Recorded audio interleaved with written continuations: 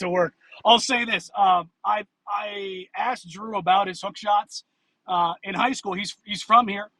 He's from the Portland area, Reynolds High School. He said his high school coach had him working on, I want to say it was 100 hook shots after practice every day.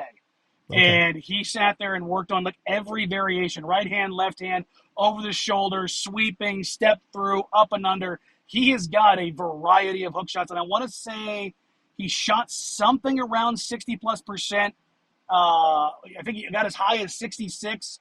It dropped as low as like 59. But if he gets that hook shot, it's a good shot. Like as insane as that sounds, it's the shot you want him taking outside of a dunk. I'm a sucker for a sweeping hook, so I cannot wait to watch more of this on my team. So, well, it's great because sometimes he'll catch the ball in the short roll around like the free throw line, and there'll be space, and so he'll just like go right into the running hook, but won't get like closer to the basket while he does it. So he's confident. Yeah, and he'll hit it. Yeah, it's great. You want him taking that hook shot over making the pass on the short roll. That's fair. Okay, yeah, that's all fair. Right. Well, Danny, what's the thing that stands out the most about Drew and him potentially being a vital part for this Suns team this year? To be blunt, Drew is a red ass. He is absolutely, unequivocally, he's going to troll. He's going to be on the edge of dirty.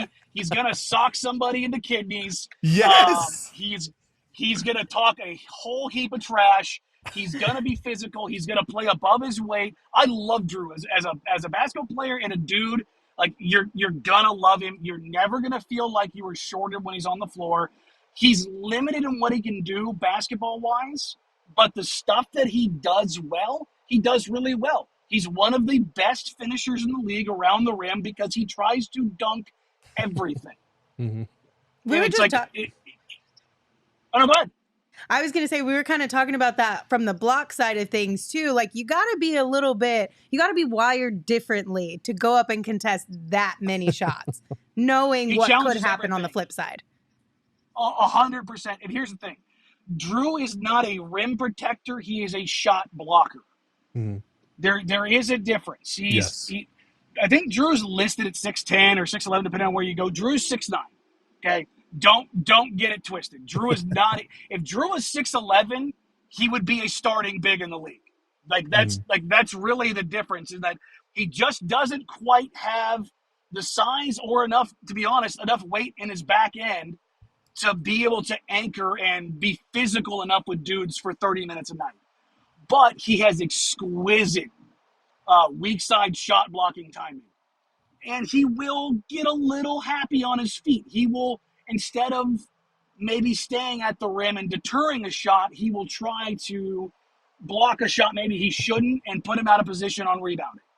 But as a second or third big, there's very few guys who are like, I want a guy who's going to be active defensively, who's going to compete, who's going to be tough. You're never going to get cheated on energy. Like, you don't have to run any plays for him. Like, in that vein, he's very, very, very good at what he does.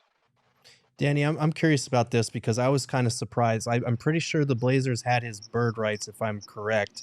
Were you surprised to see him go? And do you like the fit in Phoenix, especially, given the fact that he signed a veteran minimum contract here? Don't think he was going to get above a vet minimum here, even if he stayed.